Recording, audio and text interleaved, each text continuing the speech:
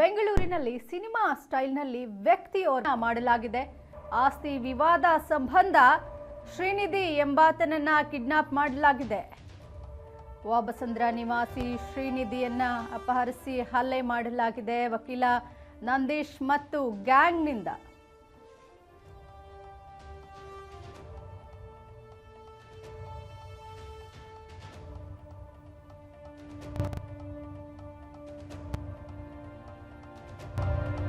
ಬೆಂಗಳೂರಿನಲ್ಲಿ ಸಿನಿಮಾ ಸ್ಟೈಲ್ನಲ್ಲಿ ವ್ಯಕ್ತಿಯನ್ನ ಕಿಡ್ನಾಪ್ ಮಾಡಲಾಗಿದೆ. ಆನೇಕಲ್ ಕೋರ್ಟ್ ಬಳಿ ಗನ್ ತೋರಿಸಿ ಅಪಹರಣ ಮಾಡಲಾಗಿದೆ.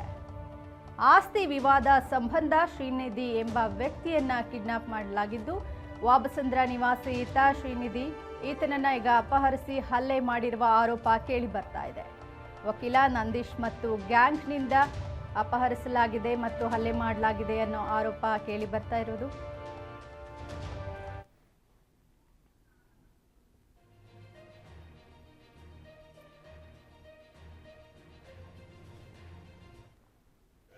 ವಕೀಲ ನಂದೀಶ್ ಮತ್ತು ಗ್ಯಾಂಗ್ನಿಂದ ಶ್ರೀನಿಧಿ ಎಂಬ ವ್ಯಕ್ತಿಯನ್ನ ಈಗ ಸಿನಿಮೀಯ ಸ್ಟೈಲ್ನಲ್ಲಿ ಕಿಡ್ನಾಪ್ ಮಾಡಿ ಹಲ್ಲೆ ಮಾಡಲಾಗಿದೆ ಅನ್ನೋ ಆರೋಪ ಕೇಳಿ ಬರ್ತಾ ಇದೆ.